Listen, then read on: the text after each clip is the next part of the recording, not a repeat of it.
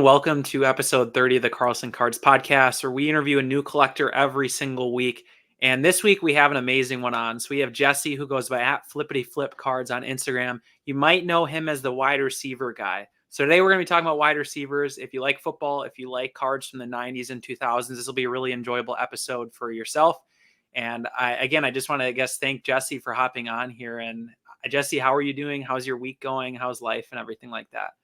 It's great, Austin. I really appreciate you having me. I told you a little bit before we hit live or before we hit record that you've been kind of going down the list of some of my buddies in our 90s and 2000s football Instagram chat. So the fact that I can follow up guys like Ben, Benedict, I think Zan was on here, right? Just the fact that I can follow all these guys is truly an honor to me. Maybe to start, even before we touch on yourself and your initial collecting, I'd love to learn why wide receivers for you. What do you love about it? Not to convince everyone else to go do it, but just from a perspective of you have so many players in sports and cards that collect. Why wide receivers for you? How did that kind of go about for you as a collector? So when I got back into the hobby in 2020, well, I mean, after years of collecting as a kid and being away from cards for I don't even know, 15 plus years. When I got back in, everybody was into basketball in 2020. I mean, whatever card you bought on eBay or whatever platform you'd use, it felt like stealing money because I mean, everybody was so financially driven, and you would get a card, you'd buy a basketball card online on eBay. And by the time you get in the mail, it's worth 10 to 20% more than what you paid for it. And then you just, hold on to it a little bit more. So back then it was very financially driven. I mean, obviously I would gravitate to cards that I thought were aesthetically pleasing. And when I finally decided on collecting one player, at first it was LeBron, but then I realized how much money I'm spending with a LeBron finest red refractor out of 99. That's a card like that's costing me $1,000 plus.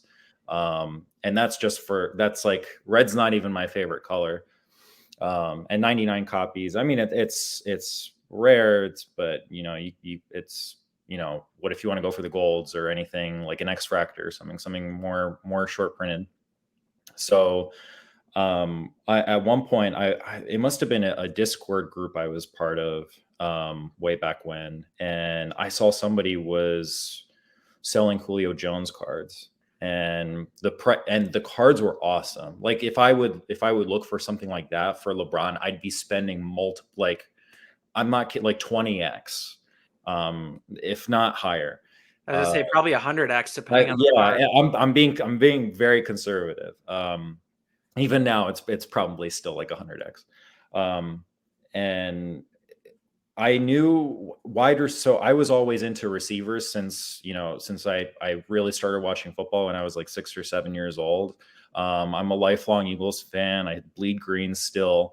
But the Eagles, unfortunately, one of our Achilles heels has been for a lot of the course of my fandom. We've never really had a receiver to really hang our hat on besides one season of TO. And I'm not going to count AJ Brown now. He's a monster though. But growing up, I never really, quarterback was obviously everybody's favorite position, or most people's favorite position, until I saw either the 2001 or 2002 Super Bowl between the Oakland Raiders and the Tampa Bay Buccaneers. And I wanted the Bucs to lose so bad that I'm sorry for whoever is a Tampa Bay fan on here. I wanted them to lose so bad because I could not forgive Rondé Barber's pick 6 against McNabb in the NFC Championship game when I was a heartbroken 6 or 7 year old back then. So I wanted the Raiders to win that Super Bowl more than anything. And the player I gravitated to most in that game was Jerry Rice. And I was a little too young to really even watch football during Jerry's San Francisco years. So just seeing him in that game, and like you would see him get frustrated on the sidelines because you know how badly he wanted that ball, as opposed to the game. I don't know if you remember watching that game, as opposed to the game plan that the Raiders have, where they just try to run down Tampa's throats when they're down by like 20 plus points. Um, so ever since seeing Jerry in that game, I just fell in love with receivers, and whether afterwards it was Moss in Minnesota, Chad Johnson, Reggie Wayne, Marvin Harrison. I've just always had an inclination for receivers, and it could be like you could. I've always had a fascination, like every single era. I don't know what it is about it. Even like Peyton's Bronco years with Demarius Thomas and Eric Decker and Wes Welker. And back then they were fantasy superstars. And even like kind of transitioning to fantasy football, I'd always favor going wide receiver over running back when that was never the popular um, uh, choice, I guess, in terms of constructing a fantasy team. So yeah, I don't know what it is about receivers, but because that my fandom of the position and the combination of the much cheaper price point, especially when you're comparing them to quarterbacks, it just it felt like a very natural decision for me. So let me ask you this: when you get in, to collecting the receivers, you see those Julio cards. Sounds like in a Discord, like you mentioned. Was any part of your thoughts thinking like, I guess I'll put it this way. I like when I first got in around that same time, I didn't see many people collecting receivers. It didn't seem like a real common thing at all. For you, is that an asset, like a good feeling to know that there wasn't a lot of people blazing this trail before you? Or was it kind of a drawback where you question, well, why is nobody doing this? Like I fell into that and I wish I had instead thought more of right away, again, back 3, 4 years ago saying, this would be cool to do it myself and figure it out and not have, a checklist of here's the best cards. You kind of do it yourself. I was wondering what bucket you fall in there when you first started collecting receivers. Um, if anything, I would hear other content creators talk about how, oh yeah, or it content creators, dealers, being like showing up for interviews or whatever, or people at shows saying like, oh, don't get position groups. Like, why would you get a skill position group? It's not a good store of value. It's a bad investment. And when I heard that, I'm like, all right, I could really double down here. As ironic as that sounds, I'm like, all right, so these prices can stay fairly deflated. And at this point, like I fell too in love with cards to see them as really like an asset anymore. Just because like even when 2020 and 2021 were going on, I'd still, if a card looked aesthetically pleasing to me, it still kind of sucked parting with it, even if I was making a little bit of money back then. So if anything, like hearing more people talk bad about skill position groups and especially wide receivers, that just cemented. I'm At that point, I just thought to myself, I'm like, I could really build something special here.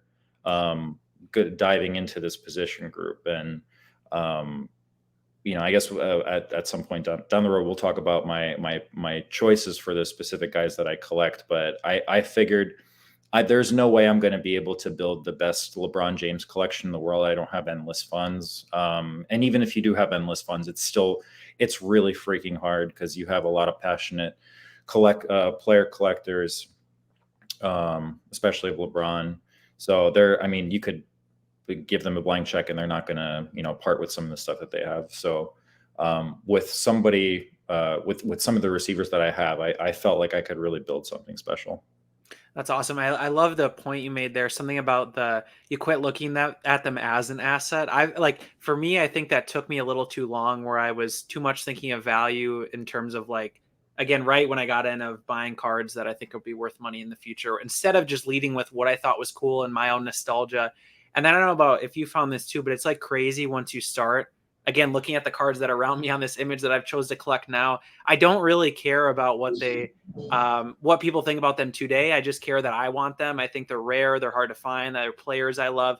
And then the flip side, it's really interesting how when you stop thinking about, them as an asset and value, you kind of finally come across cards that do maybe have long-term value because you're leading with collecting. So I don't Mhm. know, like for me, it was just really interesting. It's like you go the opposite direction, but you circle back to originally maybe what your goal was a little bit to some extent.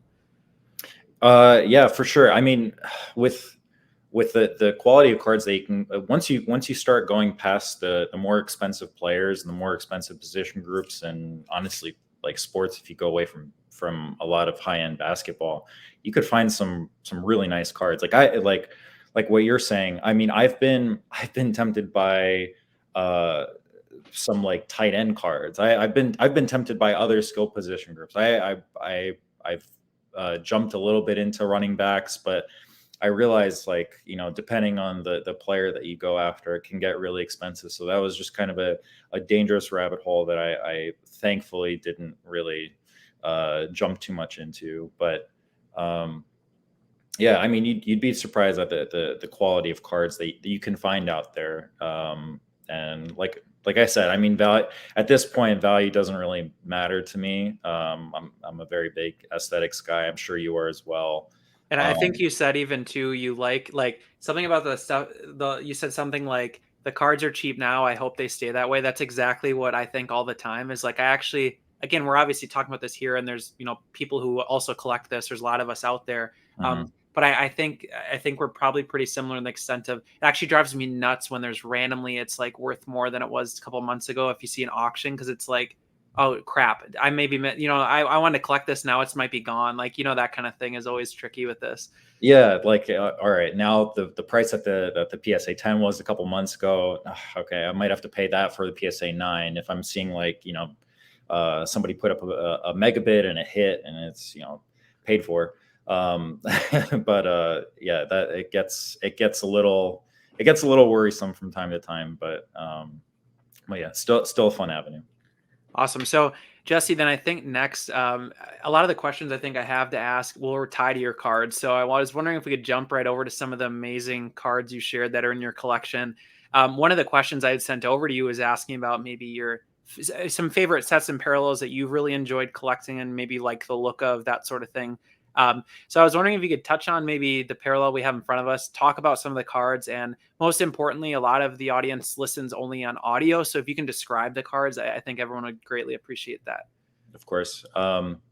So I wanted to split this up into because I collect 5 different receivers. So I collect Jerry Rice, Randy Moss, Calvin Johnson, Julio Jones, and DeAndre Hopkins. So I wanted to kind of split up my favorite sets or parallels by era, just because my I guess the years that the cards were manufactured span over like 30 plus years.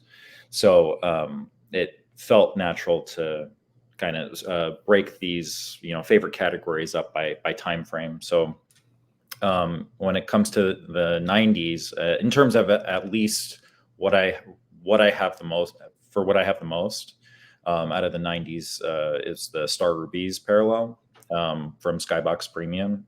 So the cards that I have pictured here that I attached into the slideshow were the 98 Skybox Premium Star Rubies Jerry Rice in a BGS 85. So this is for sure one of the bigger Rice purchases that I made when I decided to jump into Jerry and really start consolidating some of my receiver cards, and I wanted to really build something special with arguably not just the greatest wide receiver of all time, but in my opinion, arguably one of the greatest players, if not the greatest player of all time. Brady fans don't go after me for saying that. So the card has obviously Jerry's front and center in the card in the center, and then around him is kind of a nice. It's really hard to describe the pattern. It's if I guess if you were to use Panini terms, it would be kind of like a hyper pattern today. For finest, it would be prism with an S pattern. Just a very clean look. When I decided I wanted to go towards the building the Jerry Rice rubies run, this was honestly top of my list, above 97, above all the other years. My opinions have changed slightly since since I got some of the copies. But it's still a gorgeous card. It's one I you don't see pop up too often. Most of the time, like it's a very tough grade. Most of the copies that I'll see that pop up, I don't know if I've seen like a PSA 8. Most of the time it'll be like a 6, just because if you, I didn't provide the back picture, but there tends to be a lot of whiting on the edges and corner wear. So this was a really special card for me when I got it from a good buddy of mine about like 2 years ago now. Then the second card, unfortunately, I don't have the Jerry, but I do have the Randy Moss. Previous guest of the show, Brooklyn Berry Bright, Ben, very good buddy of mine. He's in the aforementioned 90s chat with me. I had no idea. Him and I were bidding each other up when this copy came up on PWCC Weekly. This is back in like early 2022, I think. And we had no idea. In extended bidding, the card basically like tripled in price. And I don't know if anybody was going against us, but both he and I were very aggressive with it, to the point where he's like, all right, whoever I'm bidding with is just, he's a crazy person. So I'm not gonna ruin a comp for either another Moss that pops up, or if a Strahan pops up, whatever. This was the first year that they had the shining star effect, or as like the star ruby, which differentiated the star ruby parallel. It's honestly, you have to really, in order to appreciate the card, you really have to shine it in the light and kind of play around with it in your hand to kind of understand or really appreciate the star ruby effect. So both of these are out of 50, right? Just to make sure, I couldn't remember. I should have mentioned the 98 Rice is out of 50. The 99 is out of 30 for most players. For rookies, I believe there was one. The standard Ruby version was out of 30, and then they had another SP version out of 15. So like Donovan McNabb was a rookie that year, so you'll see like a standard red shining star ruby out of 30, and then one with blue font, I believe, out of 15. I think Edrin James is in that class too. I think I've seen the SP out of 15. Awesome. Yeah, again, tough to grade cards. This was I was able to get this in a PSA 6. It could have been a 3. I don't really care, as long as it's not like super obvious, or if the imperfections are on the back, I don't really care. And then the third copy I have pictured here is the 2000 Skybox. So instead of, I don't know why Skybox did this exactly. They made a Star Rubies parallel, but I think it was said to be short printed but not numbered, where it just has the Skybox emblem on the top right corner of the card in red. And I think the player's name is in red on the front, and their team name. But there wasn't really anything else special about the card. I don't even know if it has like a refractor finish. But so those were unnumbered, and then there came the Star Rubies Extreme, which essentially have a similar shining star finish to the 99 rubies, and those are numbered out of 50. Okay. So it's a fairly, if the 99s are too expensive for whatever player you PC, the 2000s, they're like, they're a fraction of the price. They're at least like a third or a quarter of the price. I think I was able to get this copy raw for like under $500, which is very reasonable for a Randy Moss rubies. So out of curiosity here too, you said 97. You talked about 97, but you have here 98, 99, 2000. In terms of like a price point or, difficulty to find for the same player, does it kind of go year by year? Like 97 is always going to take precedent over a 98, over a 99, over a 2. Like, do you know what I mean? Does it kind of go in that order, or is not as obvious as that? I think the 99's been catching up, if anything. Okay. I mean, the effect is obviously the Shining Star Ruby effect is awesome. But the fact that they're printed out of 30 Yep. is driving a lot of the enthusiasm with that year as well.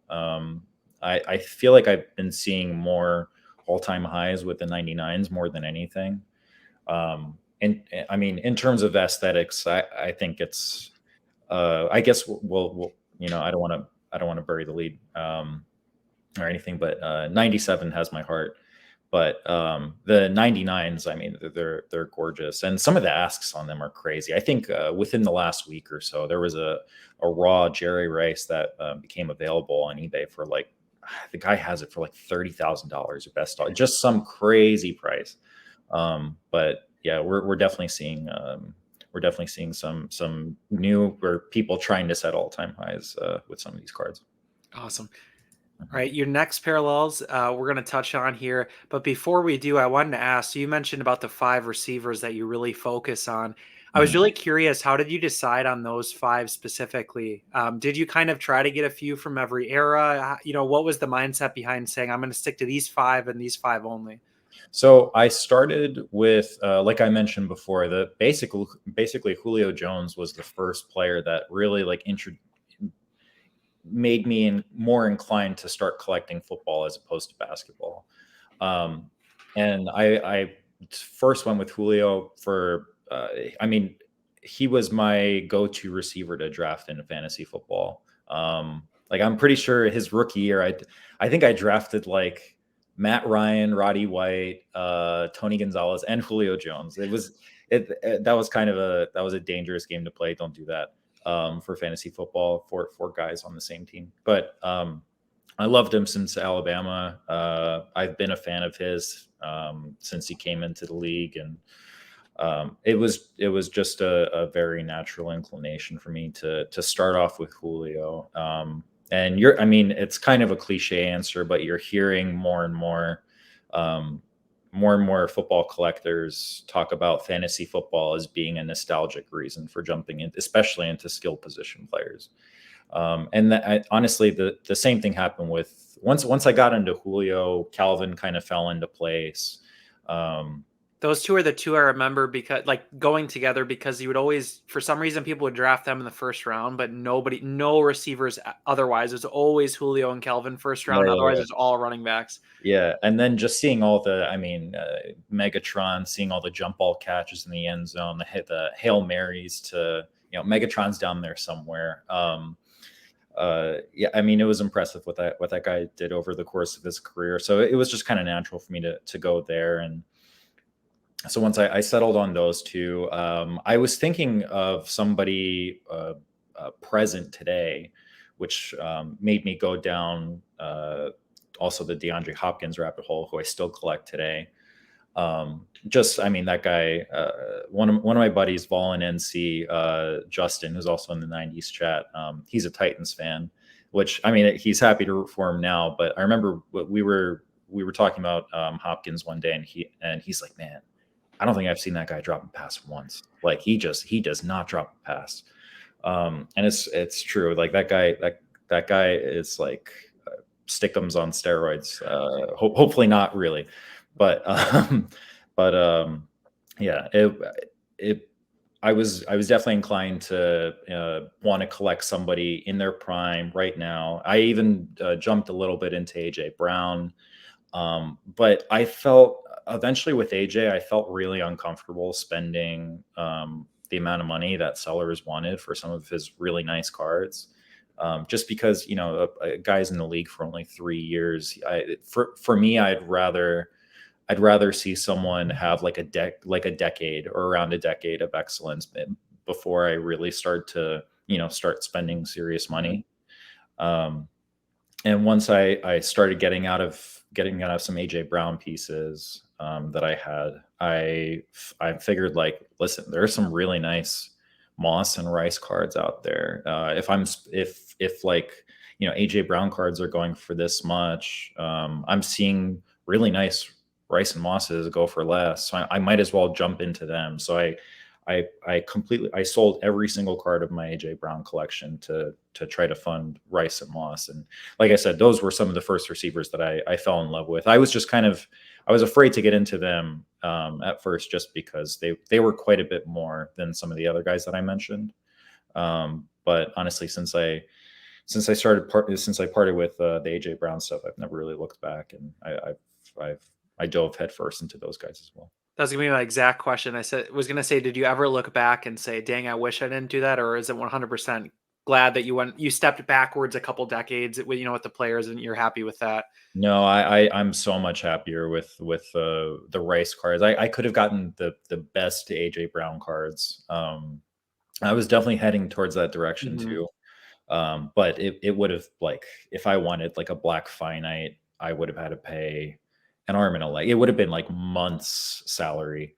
Um, so it was just a little more than I felt comfortable spending. So I'd much rather have like a very solid Rice and Moss PC versus like the best AJ Brown PC. Awesome. Totally makes sense. Well, I'll turn it over to you then for the cards we have in front of us. Yeah, of course. So I am like previously mentioned guest Brooklyn Berry Bright. I am also a finest simp. So at first I was much bigger into Topps Chrome, especially between 2010 and 2013. I just think the gold refractors look super clean from those years, but um, I think Finest took a lot more risks. Topps took a lot more risks with Finest versus Topps Chrome throughout the time, and the numbering for the parallels was really inconsistent with Topps Chrome. I found, especially in the 2000s. It's And funny how that drives you nuts too. That was always my turnoff as well. Like the golds were all over the place. Some years didn't have them numbered. Like it just drove me absolutely nuts. I couldn't make a run for the cards, if that makes sense. yeah, and the gold like I'm a gold refractor sim too, but like you would have years between numbered gold refractors. I know, and I think in '03 Topps Chrome they had the gold X Fractor, which I mean that looks awesome. It's out of 101, and then you don't have anything else until I think like 2007. I think eight. Yeah, so And yeah, seven yeah. just has like a red, blue. I mean, base. I mean, there's not really like. Seven does they have a gold, but it's a very dull gold. It's not shiny at all. And it's out of 199. And That's I eight. Oh, eight, right? I think you just said 07. oh sorry. Oh wait, Okay. sorry.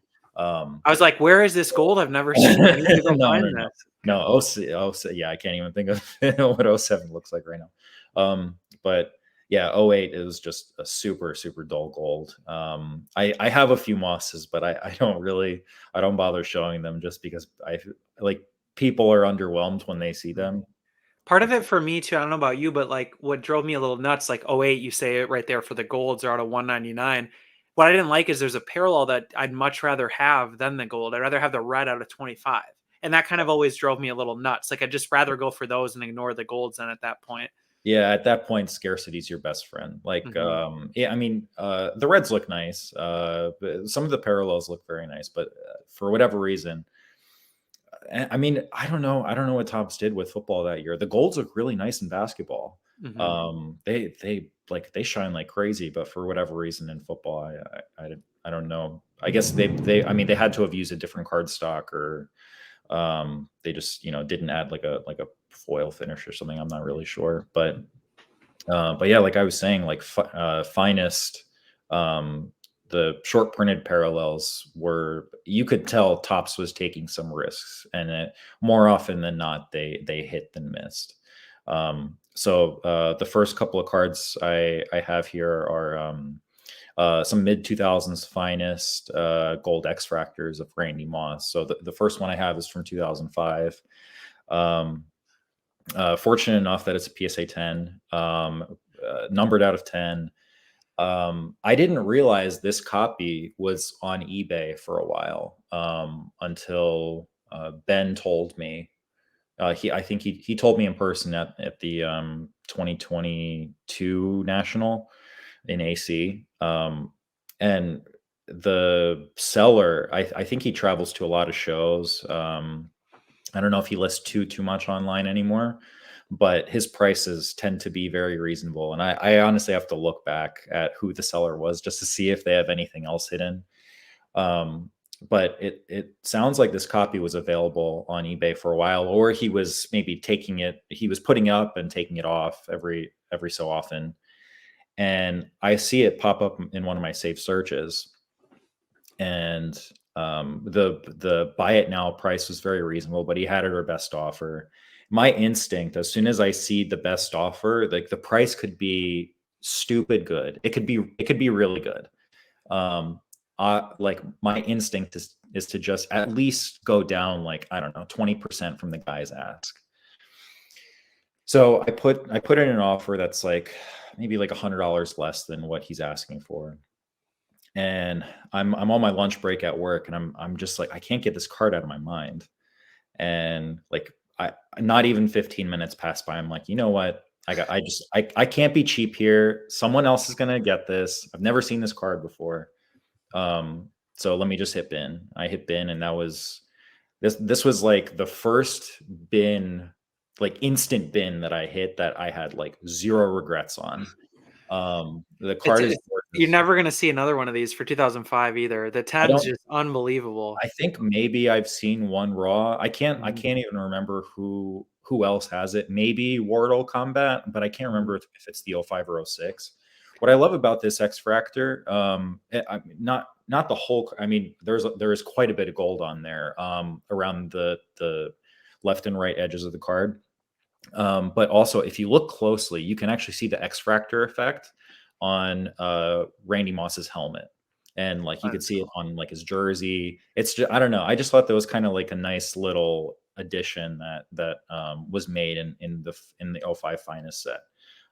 Even if I see like '05 Finest gold X's of guys that I don't collect, I at least make sure to share them with other people that I think would appreciate them, or other like player PC collectors. I've liked them so much now. I'm just grabbing players that I don't even really like, but I just love. Like I was this is total TMI, but I was at a Packers game like last weekend or 2 weekends ago, and I had to go to the bathroom before the game, and I'm sitting there literally buying a Heinz Ward Gold X Fracture before the game. And like Packers and Heinz Ward don't really get along too well, so it's just very, very comical to me. But that just goes to show you, like, when you see one from this set, I just always think to grab it, or like you said, show it to somebody who would rather have it more, send it over to them. Yeah, I think if you have a player PC from this era, like this should be like a at least top 10 card Mhm. on your want list. Which is funny because it's not typically a rookie either, but I always feel that way. Like you just said, for any player PC, it's kind of like when they're not in Prism, it's like this stuff seems like to me always the way I've gravitated towards.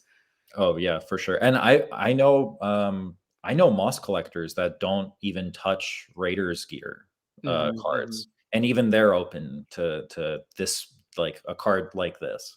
So if they're open to it, I think people should start at least looking out for them. And Uh, this next one, it's funny because right below you on the video is my PSA 9, and now we're going to talk about your PSA 10. oh my god, that nine, I remember seeing that auction. So this 10 was so I th- oh, well, I should describe the card first. So this is the '06 Finest Gold X Fractor Randy Moss PSA 10, serial numbered out of 10. You'll see basically Randy is engulfed in gold in this copy compared to the '05 copy.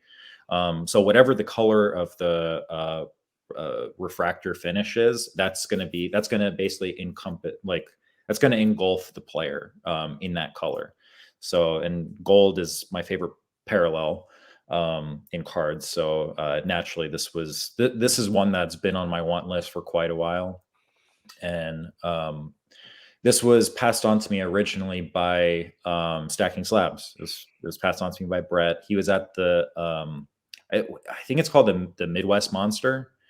Guy had it in a showcase, raw in a one touch, for $400 or $450, $450 sticker price.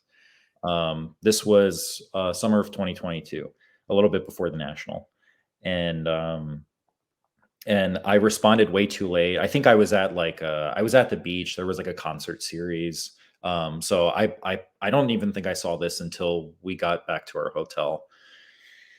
And I'm like, Brett, you gotta do something. You gotta find this card for me the next day. And I think Brett was only there for the one day.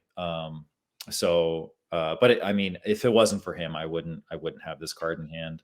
Um, so I basically I let out a bat signal on one of my stories. I'm like, please message me if you find this card. I think Brett's brother Kyle was on the lookout for me. There were a couple of other guys that were very, very nice to look out for me, and they said that they would try to negotiate with the guy, which is like I said, that's my instinct, is to just start negotiating. But if I had to look back, I wouldn't have even have negotiated.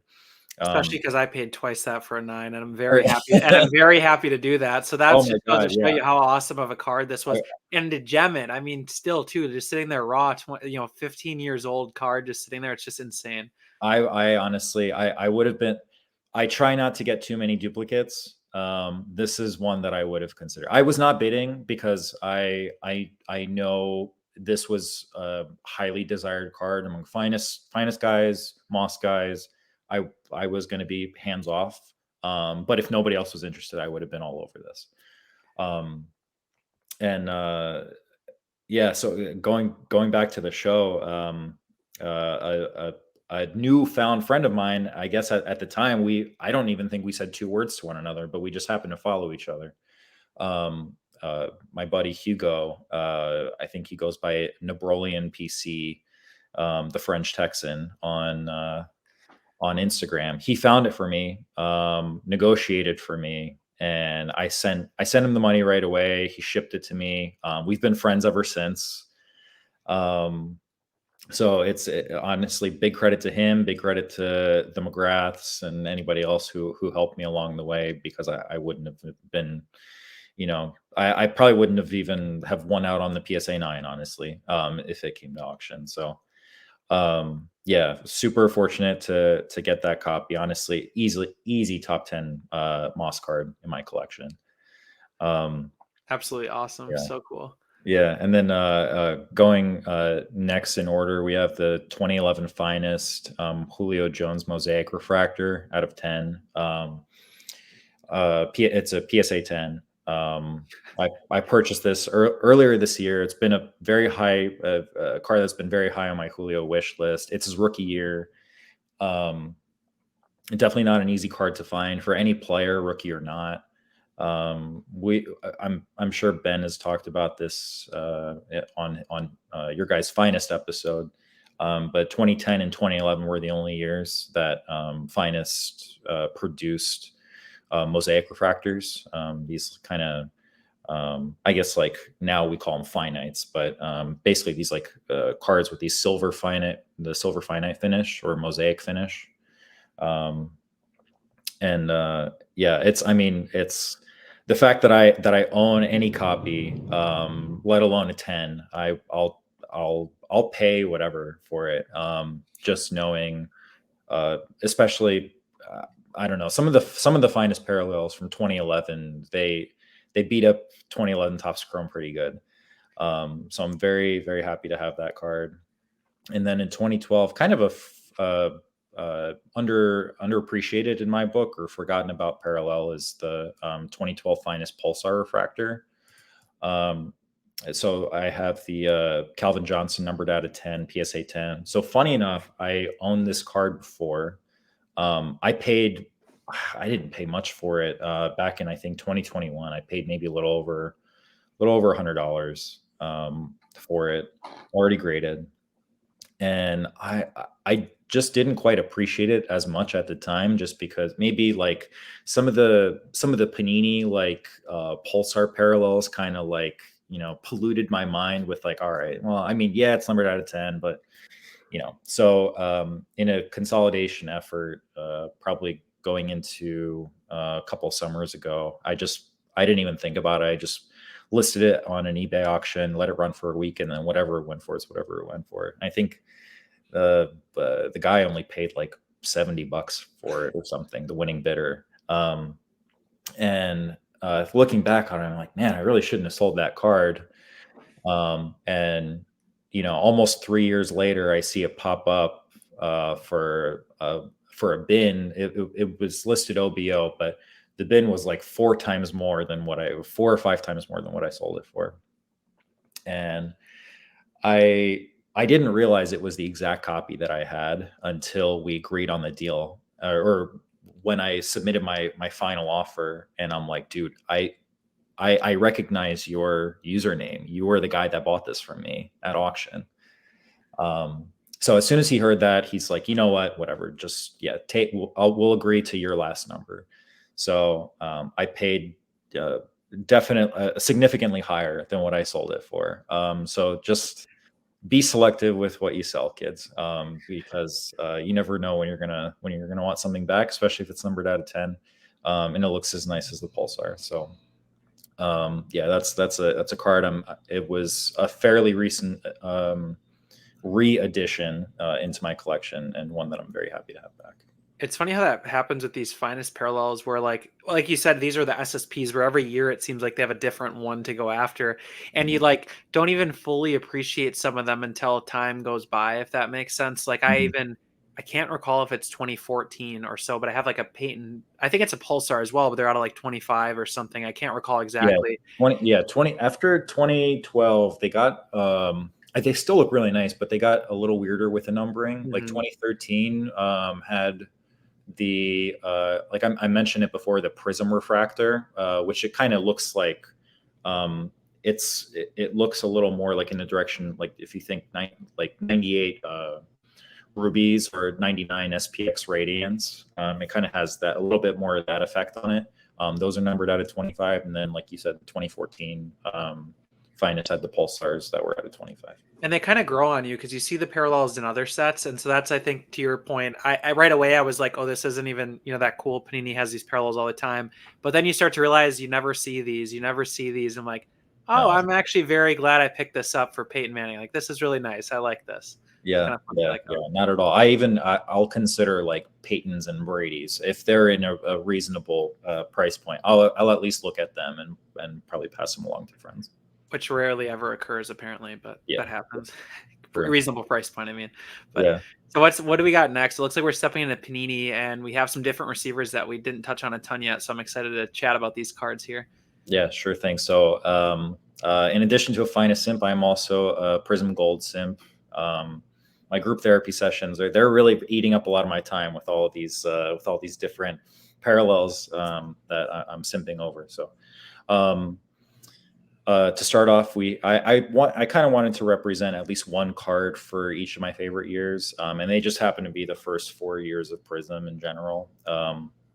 So for 2012, I decided to have the Calvin Johnson Gold Prism pictured here. I got it raw through a buddy of mine who helped me collect or helped me connect with a holder of some 2012 Prism Golds. Um, the individual that he connected me to happens to be it's like crazy where the hobby will lead you to sometimes. He happens to be a trainer for the Washington Commanders. Just like super random aside, like I didn't even think like people in pro sports were even or like had anything to do with pro sports had much interest in card collecting, but you'd be surprised. He was I think he was relatively fair with his number, but he was very firm with the price, and I figured I'm probably not going to come across too many of these. And Austin, I'm sure collecting Calvin Johnson, his Prism Golds are really freaking hard to find. Like you could probably count on one to two hands how many public sales you've seen in the last like two years And or then the so. ones you see are like you have over 100 watchers on the listing. Like it's just insane comparatively to People other who players. It's Yes, absurd. people who don't collect Calvin will go after those He's so cards. likable. Like it just seems like because Yeah, I haven't even considered doing the golds because I know how hard they are, and I also know three people who are looking for like every single one. So yeah, it's yeah, like you watch from afar. You just kind of spectate some of these things sometimes. yeah. That's one of the runs that I've been trying to complete with Cal. I've been very very hard-headed with wanting to complete the Prism Gold run, specifically for him. I mean, I want to for anybody who played in the Panini era. But specifically for Calvin, I've realized it's a lot tougher with him for whatever reason than the other guys. I mean, it's a lot of it's likability and notoriety, the Megatron nickname. So I was able to get this copy raw, graded a 9. I didn't care about the grade. Anything above like a 3, like I said before, is fine for me. I don't A really. 9 on this first year Prism's got to be pretty good too. I can't imagine. It's got to be a pretty fair grade for these. Yeah, to be honest, the centering isn't great for a lot of even the non-golds. Like I think I have like a green raw Randy Moss in a Niners jersey, and the centering is like atrocious. So you'd be surprised, like the centering issues that you see with this, and even this one's a little off center, left, right. So I guess the grader must have not seen too many other issues besides the centering. So I'm more than happy to get the 9 on that. I think I've only seen one other copy. Unfortunately, I think it's been sold publicly maybe 2 or 3 times in the last like 18 months or so. But it always sells for a strong, like it doesn't really go down, but it always stays steady. It always like sells within like a couple $100 of like the last sale. So yeah. And then the next card we have is the 2013 Prism Gold Julio Jones BGS 10. Also, of course, this is so absurd, these cards. this one I think I won. There was an eBay auction. I think it was consigned through, I want to say MC Sports Cards. I had, up to this point, I did have a raw copy. I honestly don't, I think it was graded. I can't remember how it graded.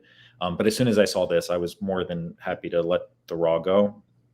And it went for, like I said, I mean, this was I was relatively new into my like receiver phase, or my like receiver collecting journey. So it felt like I was willing to pay like multiples higher than what this card went for, even in a BGS 10. And the shine on these is crazy. We haven't really talked about, like, I really love shiny cards. I mean, you can probably gather, if anybody's watching on YouTube, there's a theme to like the cards that I tend to like to collect.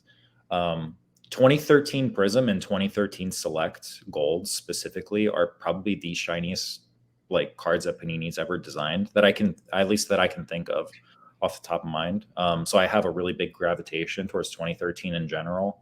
2014 used to be my favorite Prism year, but now because of the shine, like the shine supersedes it basically it beats the effect of the gold effect of 2014 for me. The shine is just that it's that nice that you definitely have to see them in hand to truly appreciate them. Let me ask you this too: is your cutoff from 2012 to 2015? Because if it is, that's so weird, because that's the same for me, where I was like, these are the 4 years I want. I just have to set a boundary. I'm not going to go past it. Is that the same for you, or you go past it? I got to get my Prism Gold runs. I said, I'm a Prism. They might not, like, anything after this year might not be my favorite design. But I gotta, that is like one collecting project I have to accomplish with like every player I collect in the Panini days. It's just it is what it is.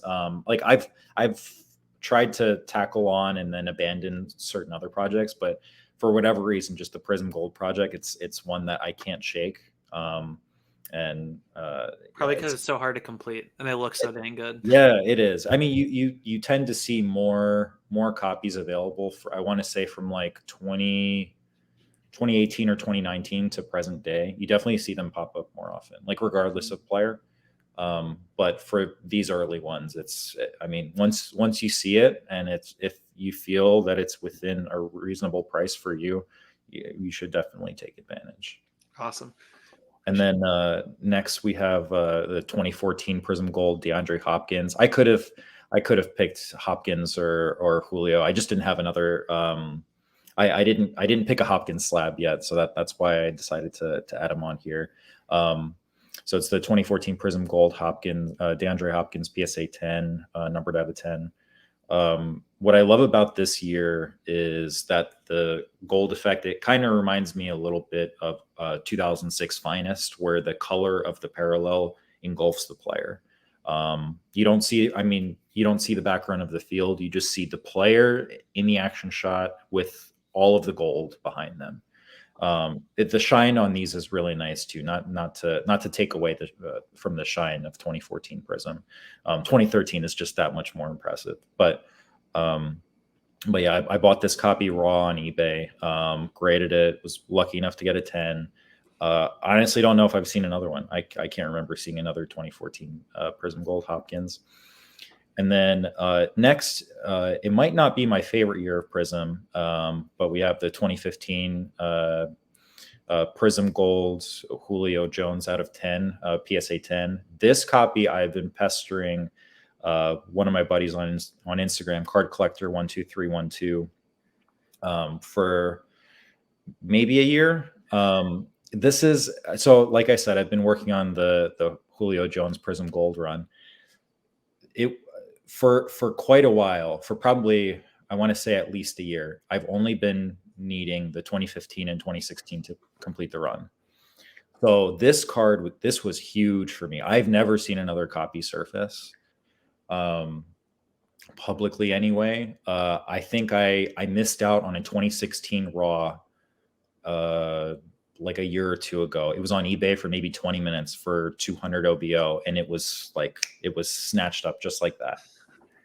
And I was busy at work, so I was a little too late for that, and I've never seen another 2016 ever since. So this at least in the present time for me, it holds a lot of meaning in terms of my Julio collection overall, my Prism Gold collection. So let me ask you this: off of these parallels and different parallels and cards we've talked about here, and you talking about some of the struggles to find cards, and then a lot of times, a lot of the theme I'm hearing too is you being willing to bid up beyond obviously what it has ever sold for, or what you think it goes for, because you really want it. Are there any other learning lessons to take away here that you'd like to share with somebody who's listening and maybe fairly new to collecting, or those of us who are a little more experienced, but something that might be helpful to us? Some of the learning lessons you've come across over the last few years when it comes to hunting down these kind of cards.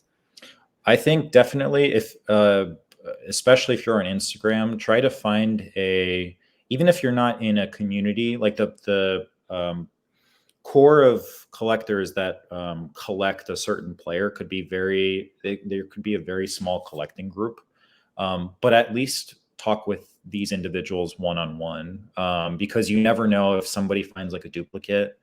You never know if you do your like fellow PC player collector a favor. You never know when that favor is going to get returned, or they're going to be on the lookout for you at a show across the country for somewhere that you might not ever be at. So definitely don't be afraid to branch out. Create a group if you have multiple. If like for me, if I have other Hopkins buddies, like I want to create a Hopkins group, or I want to create a Julio group. Because you never know what anyone can come across. Like I said, I've had duplicates of like Prism Golds, and for like my core PC guys, and I'll really only want to part with them with friends or like other people I trust. So just because I know that if they're going for the run, like the same run as me, or whatever, I just know that these cards are going to be appreciated by those people. So definitely just keep in touch and message guys like that regularly. Awesome. Great tips. Appreciate it. Now we're moving over to the Mount Rushmore. I had to split it into two slides because we're special here. You collect 5 players, so we did a 5-headed Mount Rushmore here. So the first 3 in front of us, and I'd love if you could kind of again step us through, as you have been, the cards that you obviously love collecting here, and they're your favorite 5. So I'd love to hear more about these. Sure. So I was very intentional with my order of these cards, with going obviously like on the list of my greatest of all time receivers. I'm not saying DeAndre Hopkins is a top 5 receiver of all time, but in the hierarchy of the players that I collect, he's certainly at the bottom, but definitely has a Hall of Fame trajectory career. So I wanted to the card. Basically, I wanted to select one card per player. That means a lot for me, a lot to me. So with DeAndre Hopkins, I wanted to picture his 2013 Prism Gold PSA 10 out of 10. This is rookie year. Like we've already heard my thoughts on 2013 Prism. It's just the shiniest freaking year that Panini's ever made. I think the comparison to 2012 to 2013 isn't even close, but I Oh know my, 2012 always gets all the excitement because it's the yeah. first year, but I didn't know until I owned one of each year and you hold them up. It's crazy the difference. And 14's got some great shine too, but from 12 to 13, that's gotta be the biggest jump amongst any years, I would say. I don't know if you agree there. I'm surprised, honestly. I know people are like I have a really good friend of mine who helped me get the 2012 gold Calvin Johnson. Mhm. He's going for the 2012 Prism, the whole Prism gold set. Oh, is that Yeah, DNC? yeah, Yep, it's yep. my buddy Derek. Yeah, it's him and his partner. They're going for the whole set. Really good guys. And like I said, or like I was going to say, I'm surprised I don't hear anybody going for the 2013 set just because of the sheer shine. It might not be the first Prism year, but like in my opinion, it's aesthetically the nicest. Um, so I think over time, whether you just wanted to collect the set or whatever your intention is, it's I think you're gonna do well if you try to collect 2013 Prism Golds. And just the grade, I had a Gem Mint copy before. It was a BGS 9.5 for Hopkins. I was or I'm sorry, it was a PSA 9 that I also I stupid overpaid for. And I was more than happy as soon as I came across the PSA 10. I was more than happy to sell it to a friend of mine, AP Cards 23, who's ironically a DeAndre Hopkins collector in Australia.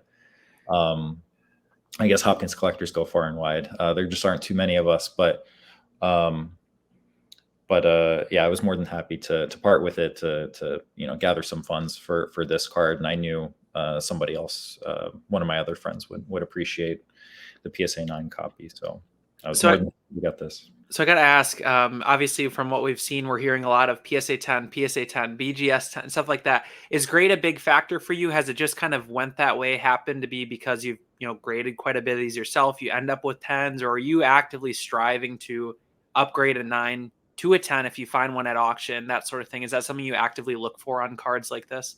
I think I used to be, but collecting, whether it's receivers or whatever position group or whatever group of players that you want to collect, if you collect, I'd say 3 or more players, it starts to add up quickly. And it took me a couple of years to realize that.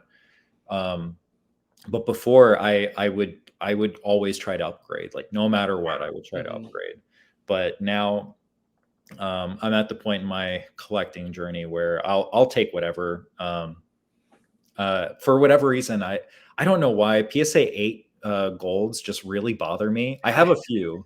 I still don't want to part with them, but for whatever reason, if it's like I don't know what it is. I'd rather take a 7 over an 8. I don't know what it is about the number 8 on a PSA slab. For me, it's because it's the look, yeah, the 8, right? But I also think because there's even a slight premium to an 8 over a raw, which is crazy to me. I mean, it depends on the card, I guess. So I'd rather have, like you said, a 5 or like something, because if it's not a 9, not a 10, I mean, I'd rather just have the best bang for your buck at that point because I'm just buying the card at that point. I don't know. Maybe you're the same way there.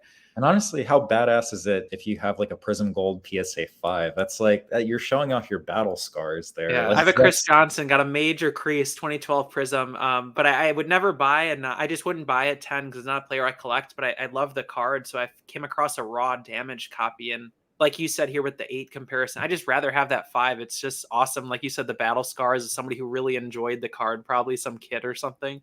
I just think yeah. it's really neat.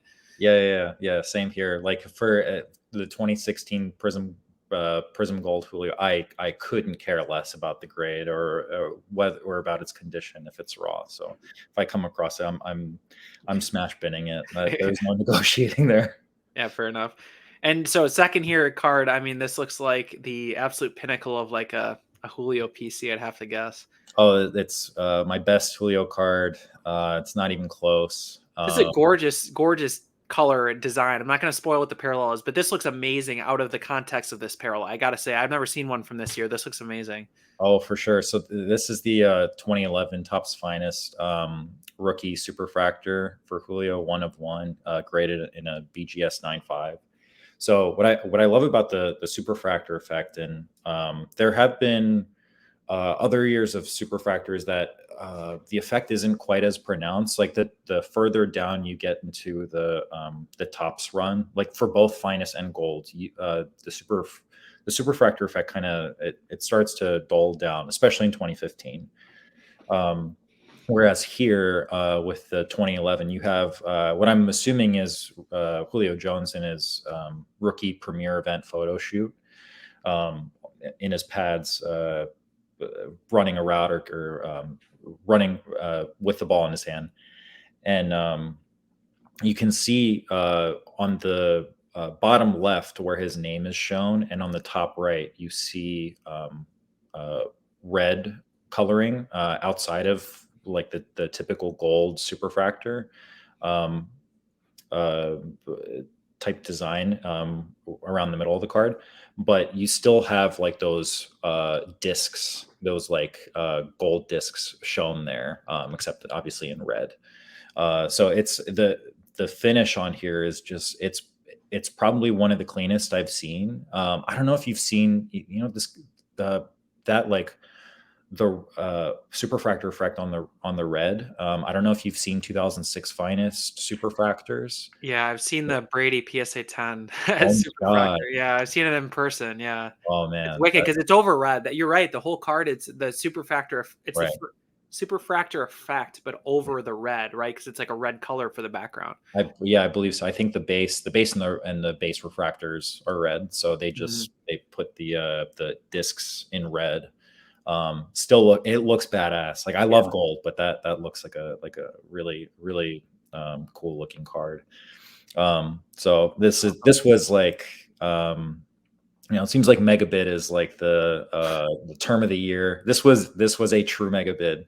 And I think I was with basically the second highest bidder, was within a couple $100 of my megabid.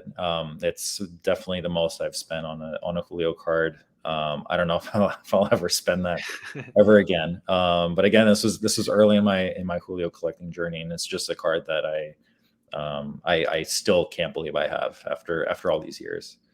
That's why Uh, it's on the Mount Rushmore. Worked out oh, well. absolutely, yeah. Awesome. What's the next card here? This next card is the 2007 Finest Calvin Johnson Gold Refractor PSA 10, numbered out of 50. Um, I've had I've had a couple different grades of this card over the years. My first copy was a BGS 9 um, that I won on an eBay auction. Eventually, was able to upgrade it to PSA 9, and after a couple of years of having the PSA 9, I see this PSA 10 available on an Instagram story sale. I felt that I put up a really strong offer, just one-time offer. Here's how much cash I'm willing to give, and the PSA 9 if you want to part with the 10. Again, at this point, I grade was it was a much bigger deal for me. Whereas now, I mean, I could uh, take a PSA 9 and be totally fine with it. But needless, I mean, regardless, I'm more than happy to have the PSA 10 copy. We talked about Topps Chrome during like the 2000s and how the parallels were kind of all over the place numbering wise. So the for 2007, I value Bowman Chrome and Topps Finest much higher than I do Topps Chrome. And I think it's still a really sharp looking parallel from Finest. So Yeah, it's a card that I'm more than happy to have. I think it's a fairly low pop. I want to say like max pop 4. Um, but yeah, it's definitely this beats all my other Calvin Johnson cards for sure. So amazing. I gotta tell you a story too. I bought a raw copy from Charm City Tim on Instagram, and I Mhm. think him and I were both concerned a little bit, or I for sure was when I first initially saw it because the team text of the Detroit Lions was like going off the card a little bit. I'm like, they're gonna hit me like an 8 on the centering. Like I just want the card, but I know if I'm paying this much, I'd rather have a 9, obviously, because that's about what I figured I was probably paying for at that point. And then now it's funny because if I had just seen your copy here, because you look like yours is the same, I Mhm. probably would have been a little more relieved and would have understood a little better before sending it in that that's actually how they look. Because I do have a 10, so if it's pop 4, then I have one of the other ones. That's really really That's cool that we awesome. have that overlap here.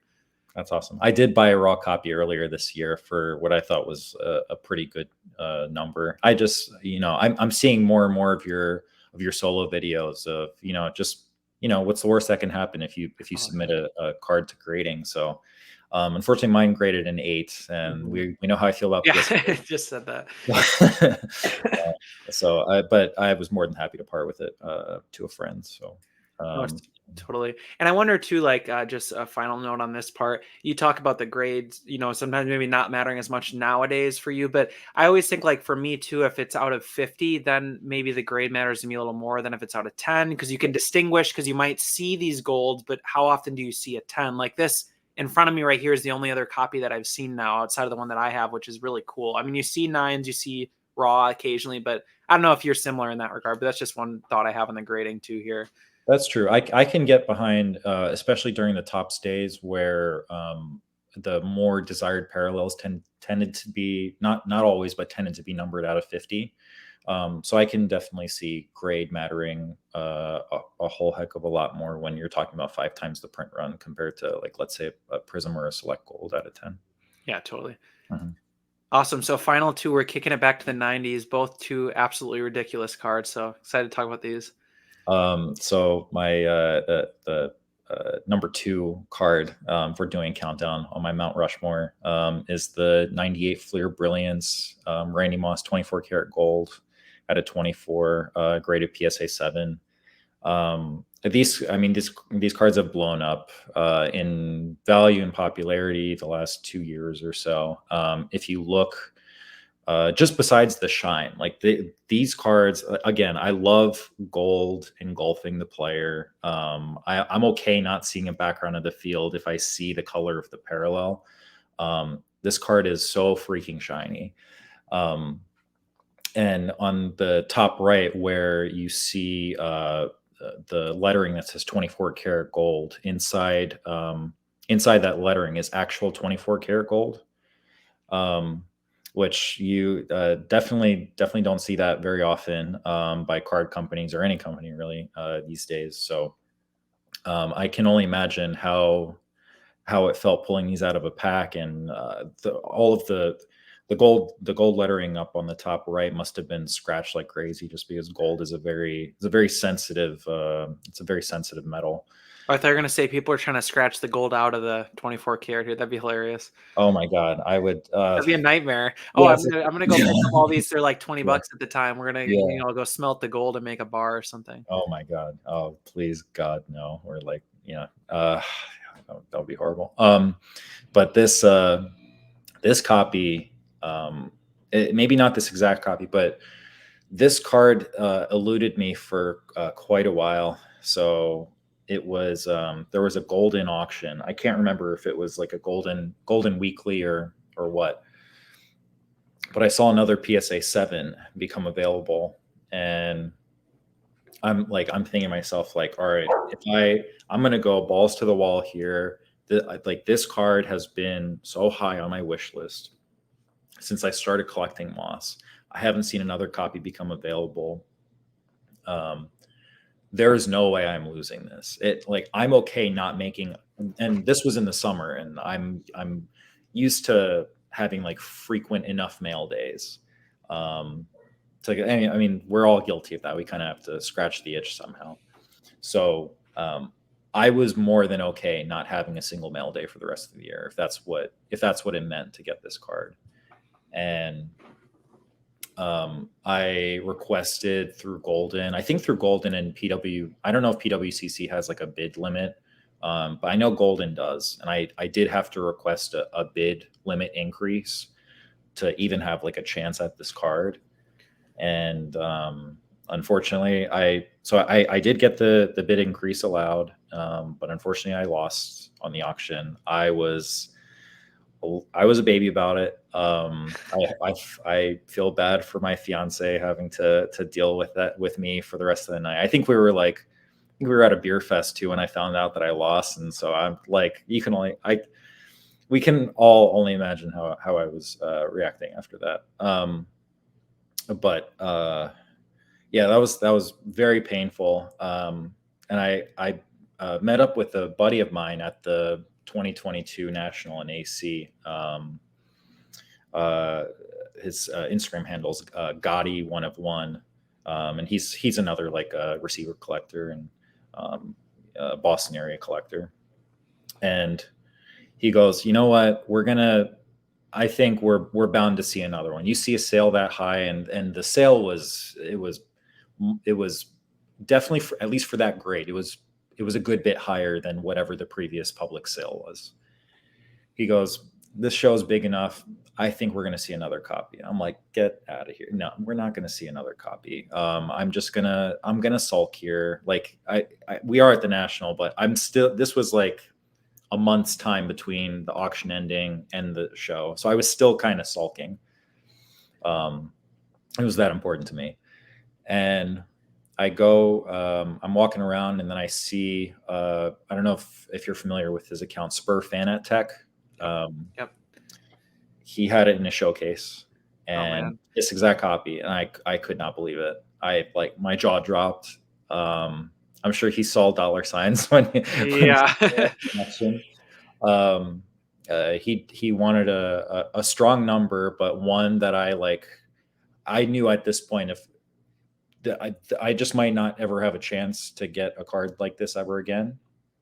So I live close enough to Atlantic City. I drive back home. I go out to dinner with my fiance, and I'm thinking to her, I'm like, man, I know this guy's in Texas. Like the Dallas show is going to come up. Yeah, he told me he's going to go to the Dallas show in like a month or two.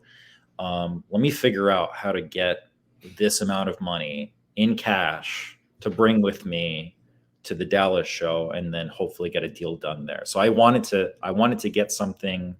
I wanted to get the cards like secured and at least have us like shake on a deal, and then allow me to have some time to be able to consolidate for it.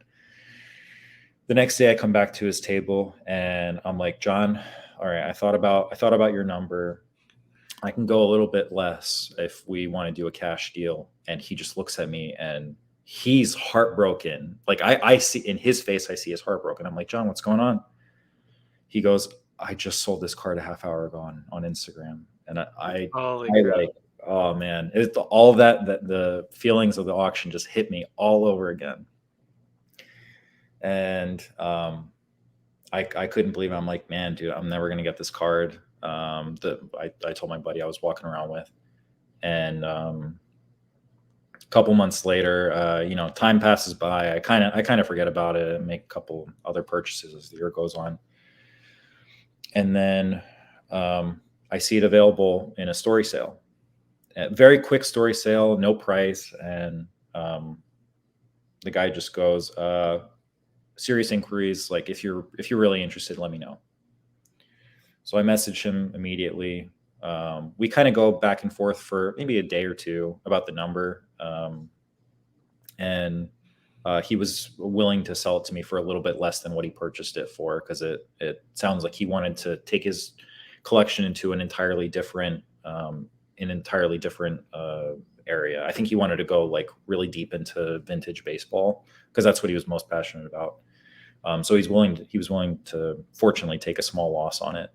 And he gave me more than enough time. He gave me months to gather up the funds. And when that day came, that was one of the best days of my collecting life. And opening this mail day, that was that like I'm sure I walked around with like an open mouth like for the rest of the day, just because I couldn't believe that I finally was able to get this card. So yeah, definitely top Moss card. I will acknowledge I will never get the essential credentials out of 6. I don't have a shot at a Gem Master. So this is without a doubt like the best Moss card I can ever come across for me. Absolutely amazing. Literally have nothing to add because that was such a great story. And I can't, well, I guess I'll add this, like the fact that you heartbroken again, and then it came back around. You probably saved a little money maybe at the end of the day. Like that's pretty nice. That's a nice ending to the story.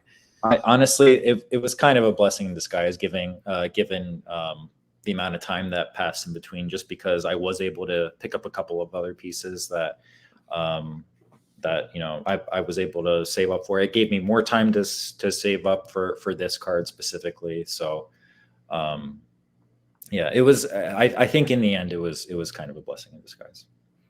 Awesome. And what is the fifth and final card on your Mount Rushmore here? It's obviously Jerry Rice. We haven't talked about him yet. Yes, it is. It is Jerry Rice. Best Jerry Rice card in my collection. I'm convinced I will not get another. I don't think I have a shot at Jerry Rice 24 karat gold in my lifetime. But this is the last Star Rubies we haven't talked about. It's the 1997 Skybox Premium Star Rubies Jerry Rice out of 50 in a BGS 9. I got this. I was able to purchase this from probably my best hobby friend, Jerry Rice collector. His name's Robbie. And he was more than gracious enough. He's been collecting Jerry Rice for quite a while.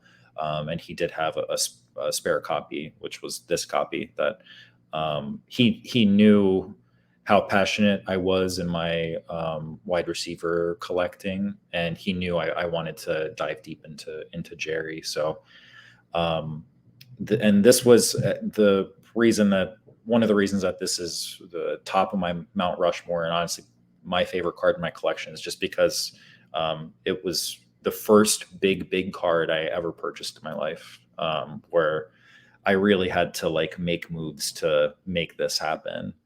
And I mean, if anyone's ever seen the 97 Star Rubies, in my opinion, this and the 24 karat gold are some of the prettiest parallels I've ever seen. Like I think even on my Instagram video, or on my Instagram page, I don't take too many videos, but I did have to make a video for this card just for people to really appreciate the ruby effect. Yeah, it's a card it's never going to leave my collection. The action shot's awesome. You have an offensive lineman lifting up Jerry after he caught a touchdown. It's Jerry in his prime. There aren't enough good things I could say about this card. Absolutely amazing. This is super fun, Jesse. I mean, the cards just absolutely incredible. They speak for themselves. I hope everyone's enjoying. I was wondering if we could end here with a fast 5, just 5 quick questions, usually brief answer. In terms of it should be hopefully easy, but sometimes hard. My first question is, who is the 6th wide receiver? If you have to add another one moving forward, who would it be if you had to?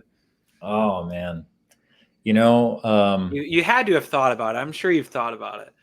I mean, there's one that's he's tempting me right now, and it's AJ Brown. Yeah, go back to him. Yeah, I mean, I've considered Marvin Harrison, Isaac Bruce. I loved Isaac Bruce as a kid, and the Greatest Show on Turf. That's another painful Eagles memory. That's the first NFC Championship game I remember losing to the Rams. But I loved Isaac Bruce when I was a really young kid. But as of right now, just I've loved the AJ Brown was a player that I really thought about before jumping into too, because I loved him at Ole Miss. I loved him throughout the draft. I couldn't believe he slipped to the 2nd round in the 2019 draft, and I thought the Titans got great value out of him. It's a shame I stopped collecting him before he became an Eagle. And he's like probably my one of my favorite, maybe behind Hopkins, my other favorite player in the league right now. So I'd go back to the well and go to AJ Brown.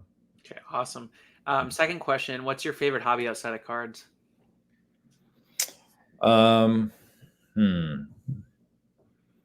I'd probably say exercise and well-being, or just like kind of, I don't know. I've noted I'll be like back and forth with, going to the gym regularly, but when I do, I feel like, all the stress that I have at work, or life, wherever, like, that I have cards, and I have fitness and focusing on my health. So, um, for sure, I'd say going to the gym outside of cards.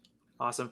Third question, how many times a week do you pull out the cards and check them out? Be honest. Oh man, not enough. I really should, I should, because that's a nice, like, little cost saving exercise, is just, Enjoying what you have. yeah, remembering to appreciate what you have.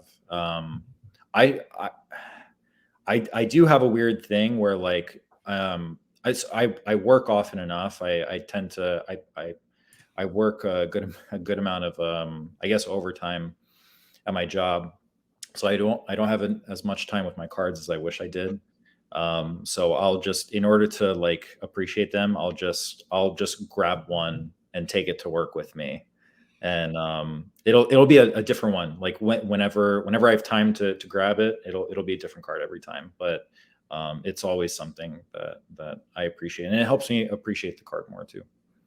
Perfect. Awesome. And then fourth question is, what's a card on your hit list, your number one card that maybe somebody can help you find? Oh man. Uh, I guess we'll shoot for the moon here.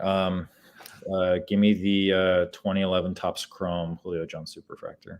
Ooh, that'd be nice. Nice pairing with your finest there. Yeah, for Um, sure. and then final question, out of all of your wide receivers, who would you most like to meet if you could pick one of them to just meet and spend the day with? Oh man, It's got to be Calvin. I mean, he's such a cool dude. Just teasing. Calvin's really cool. Oh man, they all are. I feel like Moss would be interesting too, because I feel like Moss has a lot of interesting stories. Jerry too.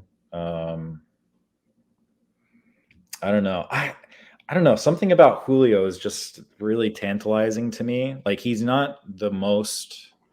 um he's not the most, like, outspoken, out of, like, any of the guys I collect.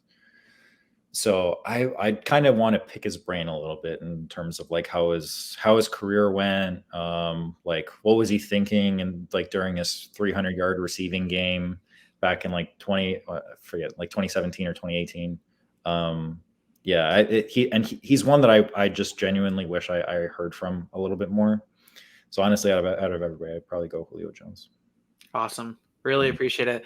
Thanks so much, Jesse. This was super fun. Everybody listening, go follow Jesse on Instagram at Flippity Flip Cards. Say hello. Say great episode if you liked it. If you didn't like it, don't tell him that. Just tell him it was awesome. Just kidding.